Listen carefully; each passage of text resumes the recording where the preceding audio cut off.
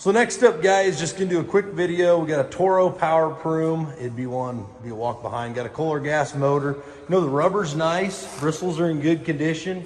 This thing fires up first pull, guys. Seems to be in pretty dang good shape. So I'm here with Glenn. He's gonna fire it up, give you a nice demo. And she fired right up. Real easy there, guys. Glenn will give you forward there. Kind of show you that thing, bristle, and watch them things go. Get you kind of both sides.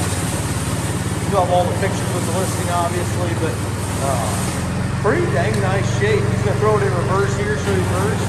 Now he's going backwards. So, yeah, there's just kind of a quick demo, guys, on the Toro Power Broom. Real nice looking order, 60 Kohler gas motor, and runs pretty dang nice. So, perfect for cleaning out rock right off the grass and kind of doing a lot of jobs like that. So, kind of the perfect time of year. Real nice. Good luck, guys. Auction time at Old 20 Auction.